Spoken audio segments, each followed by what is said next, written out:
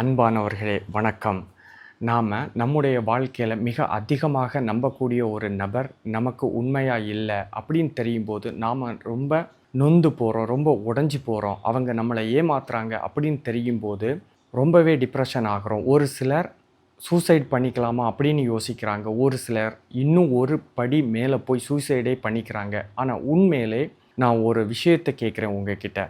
நம்மளை ஒருத்தங்க ரொம்ப ஏமாத்துறாங்க அப்படின்னு தெரியும் போது நாம் உண்மையாகவே அதுக்காக ரொம்ப வருத்தப்படணுமா இல்லை ரொம்ப சந்தோஷப்படணுமா? என்கிட்ட நீங்கள் கேட்டீங்கன்னா ரொம்ப சந்தோஷப்படணும். ஏன்னா நம்மளை ஏமாற்றிட்டு இருந்த ஒரு நபரை நாம் இப்போ தான் கண்டுபிடிச்சிருக்கோம். அதுக்காக நாம் சந்தோஷம்தான் படணுமே தவிர்த்து வருத்தப்படக்கூடாது. இதில் இன்னும் ஒரு முக்கியமான விஷயம் என்னென்னா, நம்மளை ரொம்ப புரிஞ்சுக்கிட்டவங்க கண்டிப்பாக நம்மளை எந்த சூழ்நிலையிலையும் ஏமாற்ற மாட்டாங்க.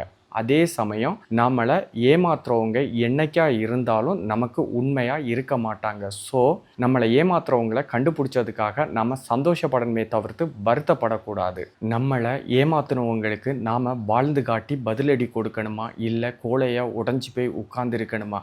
இதை நீங்கள் தான் முடிவு பண்ணணும். நம்ம வாழ்க்கை நம்ம கையில் தான் இருக்குது. நம்மளை ஏமாத்துறவங்களை நாம் வாழ்ந்து காட்டி பதிலடி கொடுக்கணும். அதுதான் சிறப்பானதாக இருக்கும்.